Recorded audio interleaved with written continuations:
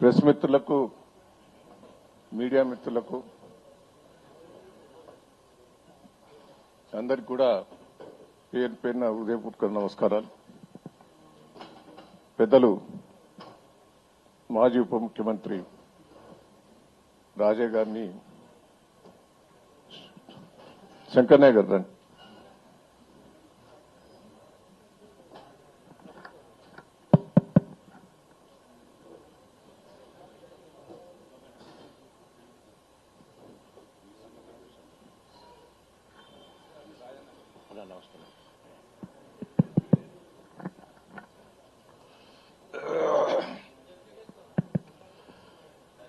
జై తెలంగాణ.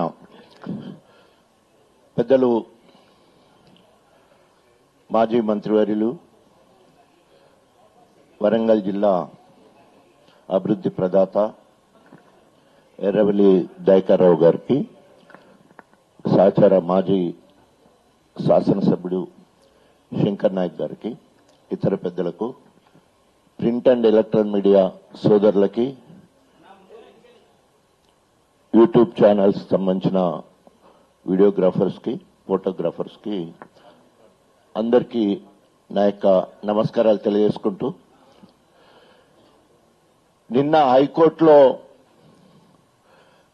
స్టే రావడంతో రాష్ట్ర ప్రభుత్వ చెంప చెల్లుమన్నది, గువ్వ గుయ్యమన్నది. చిల్లర జీవోతో చిల్లర రాజకీయాలు చేస్తున్న రేవంత్ రెడ్డికి ఇది పరాకాష్ట. అనేక సందర్భాలలో హైకోర్టు గాని, సుప్రీంకోర్టు గాని అనేక మంది ప్రజా వ్యతిరేకత ఉన్నా కూడా మరి దున్నపోతు మీద నీళ్లు పడితే అనేక మంది అట్లుంటదని తేలిపోయింది. అనేక సార్లు ఆడిందే ఆడింది, పాడిందే పాడినట్టు జీవో విషయంలో బీసీల 42% రిజర్వేషన్ అమలు పరచడానికి ఓసారేమో రాజ్యాంగబద్ధంగా 42% అమలు పరుస్తా అంటాడు.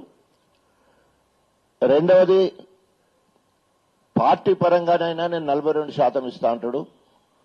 మూడోసారి ఆర్డినెన్స్ ద్వారా 42% అంటాడు. నాలుగోసారి బిల్ ద్వారా అంటాడు, బిల్లు తీసుకొస్తా అంటాడు. ఐదోసారి మొన్న జీవో ద్వారా 42% అమలు పరుస్తానని చెప్పేసి పూటకో మాట మాట్లాడుతూ ఈరోజు తెలంగాణలో కాదు యావత్ భారతదేశం మొత్తంలో కూడా ఒక జోకర్ ముఖ్యమంత్రి ఎవరంటే, ఒక చిల్లర ముఖ్యమంత్రి ఎవరంటే, ఒక సైకో ముఖ్యమంత్రి ఎవరంటే రేవంత్ రెడ్డి అని తేలిపోయింది. ఈరోజు అధిష్టానం కూడా, కాంగ్రెస్ అధిష్టానము ఆయన పక్కబెట్టినట్టు తెలుస్తా ఉన్నది. తుమ్మితే ఊడిపోయే ముక్కులాగా ఈరోజు రేవంత్ రెడ్డి పరిస్థితి ఉన్నది. ఆయన ముఖ్యమంత్రి దిగిపోతే ఎక్కడానికి ఇద్దరు రెడ్డిలు సిద్ధంగా ఉన్నారు. అది తెలుసుకునే ఆగమాగం అయిపోతుండే. ఇప్పటికే 54 సార్లు ఢిల్లీకి పోయి మరి వాళ్ళ దర్శనం కోసము అనేక సార్లు ప్రయత్నం చేసినా గానీ సోనియా గాంధీ గాని, రాహుల్ గాంధీ గాని వారికి దర్శనం ఇచ్చే పరిస్థితి లేదు. ఎందుకంటే మొన్న ఎన్నికలకు ముందు 22 మాసాల ముందు అందరిని ఇరికిచ్చిండు. ఖర్గే నిరికిచ్చిండు, అదేవిధంగా రాహుల్ గాంధీని ఇరికిచ్చిండు, ప్రియాంక గాంధీని ఇరికిచ్చిండు, ఆఖరికి సోనియా గాంధీని కూడా హామీలు ఇవ్వడంలో 6 గ్యారంటీలు 420 హామీలు ఇవ్వడంలో వాళ్ళందరినీ ఇరికిచ్చిండు, వాళ్ళందరినీ బాధ్యులు చేసిండు. కానీ ఏ ఒక్కడి కూడా నెరవేరక ఈరోజు గ్రామాలలో తిరుగుతున్నప్పుడు కాంగ్రెస్ మీద బగ్గున మండిపోతా ఉన్నారు ప్రజలందరూ కూడా. ఇవన్నీ చూసిన తర్వాత దిక్కుతోచని పరిస్థితులలో కుడిదిలో పడ్డ ఎలుక లెక్క రేవంత్ రెడ్డి కొట్టుకునే పరిస్థితి కనబడతా ఉన్నది. ఈ 2 నెలల పాలనలో సాధించింది ఏంటంటే, అన్ని రాష్ట్రాల కంటే ఓ ముఖ్యమంత్రిగా మరి ఢిల్లీకి పోవడమే కాకుండా కేంద్రంలో ఉన్న బడాబాయి మోడీ లేదా అనుచర మంత్రులను కలిసే విషయంలో ఎక్కువ సార్లు కలిసిన ప్రతిపక్ష సీఎం ఎవరన్నా ఉన్నారంటే అది మరి రేవంత్ రెడ్డి అని తేలిపోయింది. ఆయన అనేక అబద్దాలాడి దివాలా కోరుతనంతో ముఖ్యమంత్రి అయినా కూడా అది నిలుపుకునే పరిస్థితి లేక ఈరోజు మరి కింద మీద అయిపోతా ఉన్నాడు. సో మరి ఇద్దరు సహచర కేబినెట్ మంత్రులు సిద్ధంగా ఉన్నారు. వాళ్ళు కూడా మాటి మాటికి ఢిల్లీ పోయి కలుస్తా ఉన్నారు. పెద్దలు ముహూర్తం కోసమే ఎదురు చూస్తున్నట్టు కనబడతా ఉన్నది.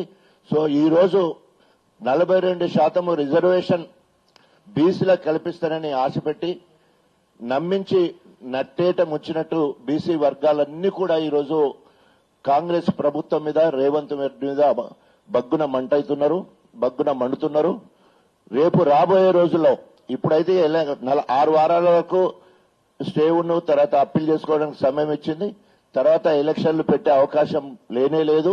ఎందుకంటే ప్రజల దగ్గరికి వెళితే కర్రు గాల్చి వాత పెట్టడానికి ప్రజలు సిద్ధంగా ఉన్నారని ఏ రిపోర్ట్ చూసినా కూడా ఈరోజు కాంగ్రెస్ ప్రభుత్వానికి రేవంత్ రెడ్డికి వ్యతిరేకంగా ఉందని చెప్పేసి తెలియజేసుకుంటూ ఇప్పటికైనా సిగ్గు శరం ఉండేది ఉంటే రేవంత్ రెడ్డి ఇచ్చిన హామీల మీద మరి ఒక చిత్తశుద్ధితోటి ఒక్కొక్కటిగా నన్ను క్షమించండి, ఇప్పటివరకు 22 నెలలైనా ఏం చేయలేకపోయినా ఇప్పటి నుండి ఒక్కొక్కటిగా చేస్తానని చెప్పేసి ఇంకా ప్రజలకు అప్పీల్ చేసుకొని పోతే ఆయన ప్రజలేమైనా క్షమిస్తారు, లేకపోతే కర్రు కాల్చి వాత పెడతాడని హెచ్చరిస్తూ సెలవు తీసుకుంటాం.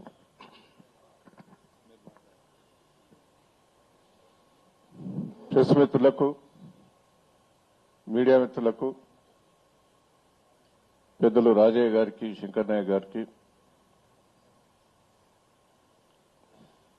ముఖ్య నాయకులు కూడా చాలా మంది కూడా అటెండ్ అయ్యారు. అందరికి కూడా పేరు పేరున నా ఉదయపూర్వక నమస్కారం. ఎంత మోసం చేశాడో రేవంత్ రెడ్డి గారు అనేది ప్రెస్ మిత్రులు, మీడియా మిత్రులు కూడా విశ్లేషణ చేసుకోవాలి. మేము చెప్పడమే కాదు, ఎంత మోసకారి అనేది. ప్రజలను మోసం చేసి ముఖ్యమంత్రి అయ్యాడు. 420 హామీలు ఇచ్చాడు. ఆ 420 హామీలు కూడా ఆయన స్పీచ్, ముఖ్యమంత్రి కాక ముందు స్పీచ్ కూడా మీరు వినాలి. నేను ముఖ్యమంత్రి అయిన తెల్లారే ఈ స్కీమ్స్ అన్ని ఇస్తా అని గ్యారంటీ కార్డులు ఇచ్చారు. సంతకాలు పెట్టి ఇంటింటికి గ్యారంటీ కార్డులు ఇచ్చారు. గ్యారంటీ కార్డు అంటే మన అందరికి కూడా తెలుసు. ఆ గ్యారంటీ కార్డులను ఎంత మోసం చేసి ఓట్లు వేయించుకున్నాడో ఒక్కసారి మనం ప్రజలందరూ కూడా రివ్యూ చేసుకోవాలి. రేవంత్ రెడ్డి గారు నేను మొదటి నుంచి కూడా అంటా, చాలా మాటకారి, అబద్దాలను కూడా నిజంగా పలికే వ్యక్తి, నిజాలను అబద్దాలుగా పలికే వ్యక్తి అని. చాలా బ్రోకర్ మాటలు మాట్లాడతాడు. ఊళ్ళల్లో ఉంటారు పంచాయతీ చెప్పేటోళ్ళు, దీన్ని దానికి చెప్తాడు, దానికి ఇది చెప్పేటోళ్ళు ఉన్నారు. దొంగతనం చేసినా కూడా దొంగతనం చేయలేదని వాదించేటోళ్ళు ఉంటారు. అంతకంటే దిట్ట. ఆ మాటలతోటి కాంగ్రెస్ పార్టీని మోసం చేశాడు. కాంగ్రెస్ పార్టీలో పనిచేసిన వాళ్ళందరినీ మోసం చేశాడు. వాళ్ళకు కూడా చెవులో పూలు పెట్టిండు. కేంద్రంలో కూడా వాళ్ళ కాంగ్రెస్ వాళ్ళకు చెవులో పూలు పెట్టిండు.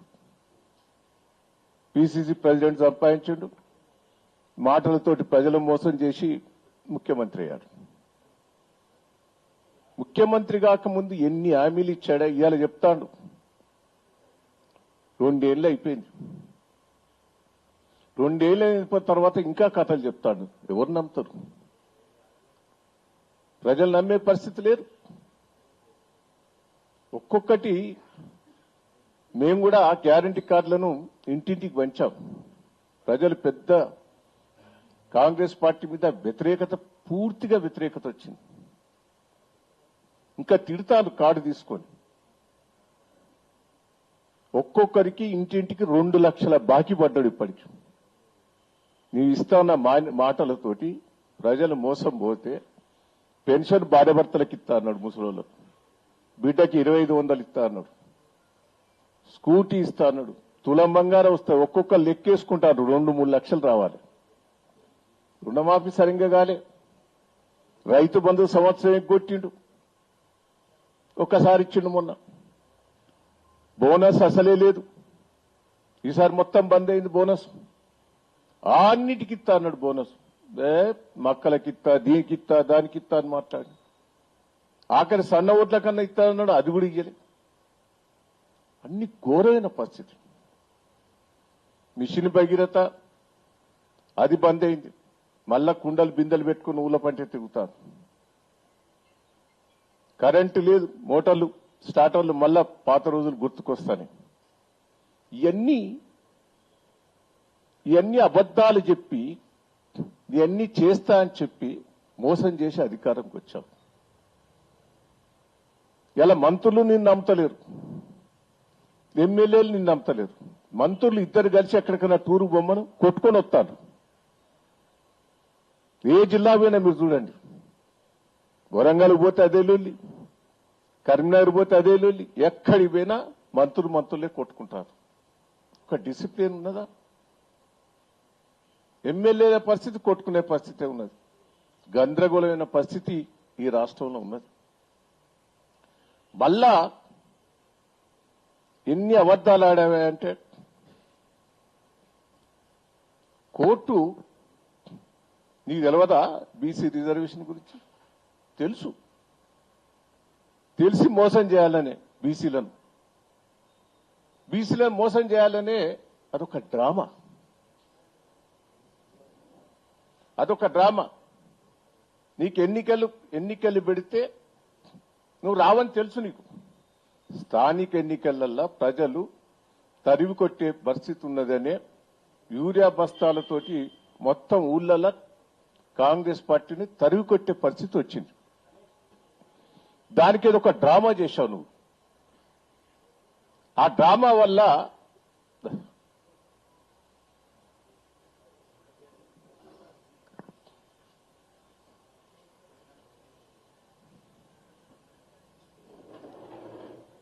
డ్రామా వల్ల ఎంత నష్టపోయాం?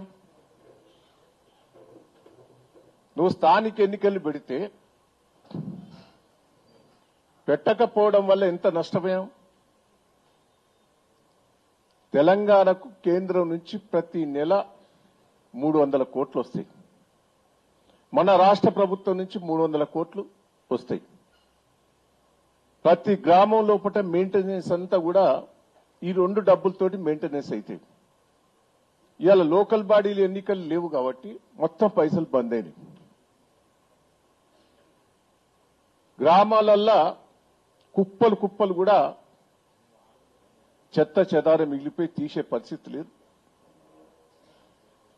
ఎంప్లాయీస్ కు జీతం ఇచ్చే పరిస్థితి లేదు కార్మికులకు. ఇవన్నీ మోసం చేయలేదా? మళ్ళా స్థానిక ఎన్నికలు పెడితే ప్రజలు తరిమి కొడతారనే ఉద్దేశంతో ఒక బీసీ రిజర్వేషన్ అని ముందర పెట్టి ప్రజలను మోసం చేసేందుకు ప్రయత్నం చేసినావు. మన ఊళ్ళలో ఆ తుపాకి రాముని కథలు ఎట్లుంటాయో ఇలా రేవంత్ రెడ్డి గారి కథలు ఎట్లే ఉన్నాయి. నేను ఒక్కటే చెప్తున్నా, మీరందరూ కూడా నేను బీసీ రిజర్వేషన్ చేస్తే 55 ఏళ్లు మీకు కేంద్రంలో రాష్ట్రంలో అధికారం ఉన్నారు, మీరు చేయంగా కూడా నొద్దనడా? కేంద్రం ఆమోదం తెలపలే.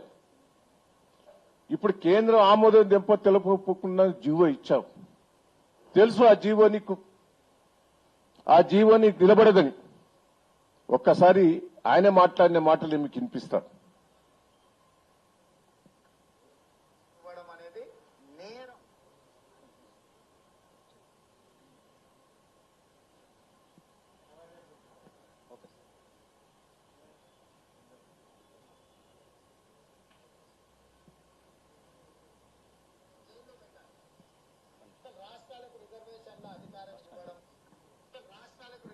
రాష్ట్రాలకు అధికారం ఇవ్వడం అనేది నేరం. అడిగితే జైల్లో పెట్టాలి. అట్లాంటి ప్రశ్నని అట్లాంటిది కావాలని అడిగితే జైల్లో పెట్టాలి. రాష్ట్రాలకు రిజర్వేషన్ల అధికారం ఇవ్వడం అనేది నేరం. అడిగితే జైల్లో పెట్టాలి. రైట్. అట్లాంటి ప్రశ్నని అట్లాంటిది కావాలని అడిగితే జైల్లో పెట్టాలి. అసలు రాష్ట్రాలకు రిజర్వేషన్ల అధికారం ఇవ్వడం అనేది నేరం. అడిగితే జైల్లో పెట్టాలి. రైట్. అట్లాంటి ప్రశ్న విన్నరానే ఈ రిజర్వేషన్ గట్ట మొదలు మాట్లాడిన మాట ఆయన. రాష్ట్రానికి అధికారం లేదు, ఎవరన్నా రిజర్వేషన్లు అడిగితే జైల్లో పెట్టాలని ఎవరన్నారు?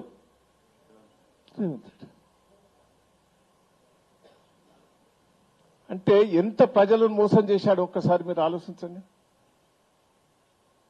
ఇవాళ ఇంకో విషయం కూడా మీరు వినాలి.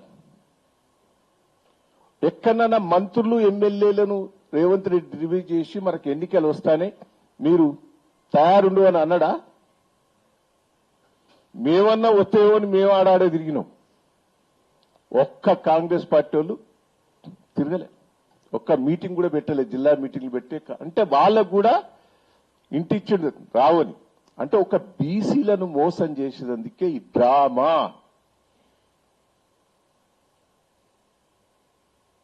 నేను ఒక్కటే చెప్తున్నా బీసీ సంఘాలకు కూడా, ఈయన పోయి ఢిల్లీలో పొట్లాడాలి. రేవంత్ రెడ్డి గారు పోయి మోడీ గారి దగ్గర నాది ఆమోదం తెలుపుని ఆడగోసకు కొట్లాడాలి. అసొంటి రాష్ట్రంలో కొట్లాడికి బీసీలను మోసం చేసినట్టే కదా. బీసీ సంఘాలందరూ కూడా ఇవాళ రేవంత్ రెడ్డిని ఉరికియాలే, రేవంత్ రెడ్డిని ఉరికియాలే. ఎవ్వరు తప్పులేదు, రేవంత్ రెడ్డిదే మోసం ఇది, కాంగ్రెస్ పార్టీ వాళ్ళదే మోసం ఇది. వాళ్ళనే తరిగి కొట్టాలి. ఎన్నికలు పెట్టేందుకు సిద్ధంగా లేడానే, బీసీ రిజర్వేషన్ ఇచ్చేందుకు సిద్ధంగా లేడు. అన్ని తెలుసు డ్రామాలు. ఇదంతా ప్రజలను ఈయన ఇచ్చిన హామీలన్నీ మర్చిపోయేటట్టుకు ఇదొక డ్రామా.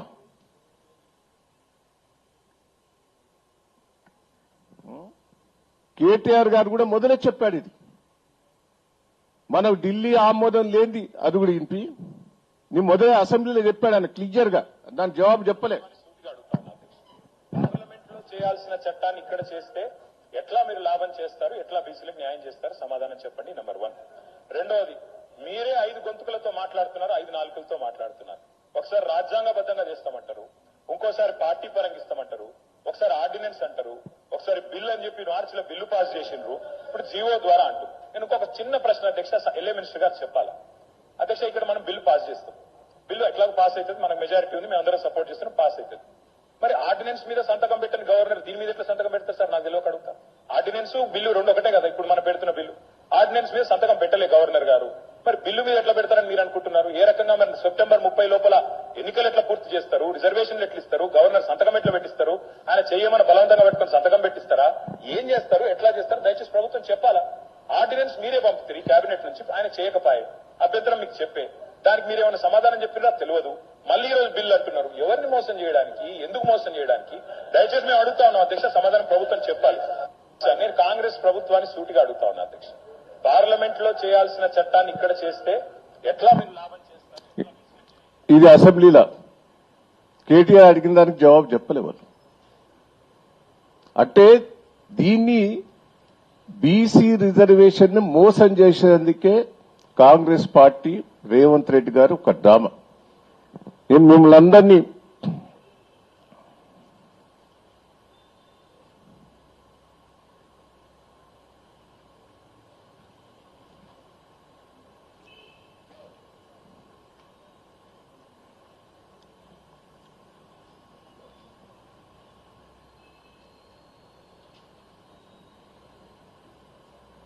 ఆర్టీసీది అదొక డ్రామా అని మీకు అర్థమైందా లేదా? ఇప్పుడు ఛార్జెస్ పెంచాడు, మళ్ళీ ఎవరి మీద పడతాయి? ఇప్పుడు దాన్ని ప్రైవేటీకరణ చేద్దామని కుట్ర చేస్తాడా అర్థమైతలేదు. రెండవది, భార్యల పేరు మీద మాఫీ చేసి లేడీస్ పేరు మీద చేసి మొగోళ్ళ దగ్గర వసూలు చెప్తాడు. ఆ కుటుంబానికి ఇబ్బందేనా? మళ్ళా డబల్ వసూలు చేస్తాడు, ఇచ్చిన దానికంటే డబల్ వసూలు చేస్తాడు. మహిళలకు ఫ్రీ బస్ అని, అది మోసమే మోసం. ఇలా 1300 కోట్లు ఆర్టీసీ కట్టాలి రాష్ట్ర ప్రభుత్వం, ఒక్క రూపాయి కూడా కట్టలే ఇంతవరకు. ఫ్రీ బస్ కింద లో బడ్జెట్ ఉంటే దాన్ని కట్టను కూడా కట్టలేదు. అదొక మోసం. నేను మిమ్మల్ని అందరినీ దయచేసి ఇది అర్థం చేసుకోవాలి. ఇదంతా మోసపూరితమైన రేవంత్ రెడ్డి గారి పరిపాలన. ఇది మోసం చేసి అధికారంకి వచ్చావు, ఇంకా మోసం చేస్తాను. ఇప్పటికైనా బుద్ధి తెచ్చుకొని బీసీల దగ్గర తప్పు అని క్షమాపణ కోరి ఎన్నికలకు రావాలి. 420 హామీలు నిలబెట్టుకోకపోతే కూడా మేము కూడా ఉద్యమిస్తాం, వదిలిపెట్టేది లేదు. ప్రజలు కూడా అర్థం చేసుకోవాలి. ఇప్పటికే ఎన్నోసార్లు మోసం చేశాడు రేవంత్ రెడ్డి గారు, మోసపూరిత హామీలు ఇచ్చాడు, మళ్ళా అబద్దాలతోటి ప్రభుత్వాన్ని నడిపిస్తాడు, కేంద్రంతో అబద్దాలు ఆడతాడు. ఇటు కేంద్రం సహకరిస్తలేదని అదో మాట చెప్తాడు. కేంద్రం దగ్గర ఉండొచ్చు, కానీ నువ్వు ఇచ్చిన హామీలు నువ్వు నిలబెట్టుకున్నందుకు తయారు ఉండాలి. తయారు లేకపోతే వదిలిపెట్టేది లేదని కూడా ఈ సందర్భంగా తెలియజేస్తున్నా. ఇంకేమైనా అడుగుతారా? ఇంకొకటి, మీరు ఒక్కటే బీసీలకి నేను ఇది చేస్తా అది చేస్తా అంటాడు. ఒక నిమిషం మీరు వినండి. రిజర్వేషన్ పక్కా పెట్టండి. కేసీఆర్ గారు ఇచ్చిన బీసీలకు, రజకులకు, నాయ బ్రాహ్మణులకు ఉచిత కరెంట్ ఇచ్చి వాళ్ళకు లక్ష రూపాయలు ఇచ్చిండు. వీడు బంద్ చేసిండు కదా. 2, ముదిరాజులకు షాపలు, బెస్తవాళ్లకు షాపలు ఇప్పటి వరకు కూడా ఇంకా రాలే. యాదవులకు గొర్రెలు అయ్యి బంద్ అయినాయి. అంటే బీసీలకు గతంలో కేసీఆర్ గారు చేసిన స్కీమ్స్ అన్ని బంద్ పెట్టారు. వీడు ఇంకా బీసీలకు చెప్తానని మాట్లాడుతున్నాడు. కరెంటు బిల్లులు కూడా కడతలేరు. బీసీలకు ఏదైతే చెప్పినాయో గతంలో కేసీఆర్ గారికి ఇచ్చిన అన్ని కూడా మొత్తం పక్కకు పెట్టావే. ఇంకా బీసీల గురించి మాట్లాడే హక్కు నీకు ఎక్కడిది? దళిత బంధు వారి 10 లక్షలు ఇచ్చింది, 12 లక్షలు ఇస్తా అన్నాడు. అది బంద్ పెట్టావు. నువ్వు బీసీలను, ఎస్సీలను మోసం చేశావా లేదా?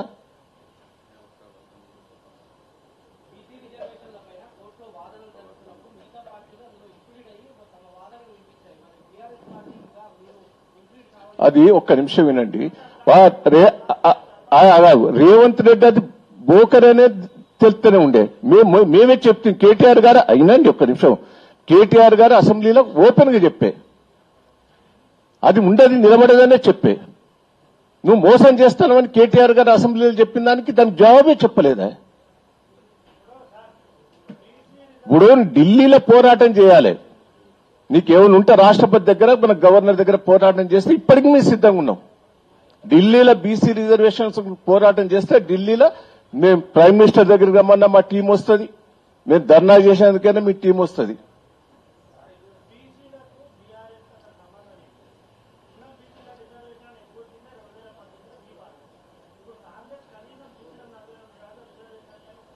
మేం కాదండి, మేము కూడా ఒక్క నిమిషం విని, మేము స్థానిక ఎన్నికల్లో బీసీ రిజర్వేషన్ ఇస్తామని మేము బోలే. మేము స్థానిక బీసీ రిజర్వేషన్ కోసం తీర్మానం చేసి కేంద్రం పంపించినాం. కేంద్రం ఇయ్యలే.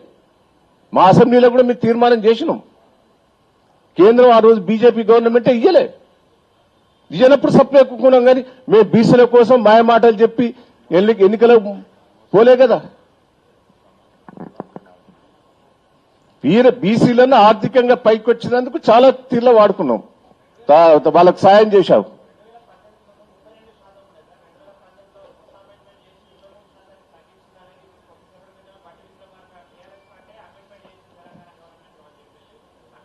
తప్పది. అది ఆయన రాంగ్ స్టేట్మెంట్. అది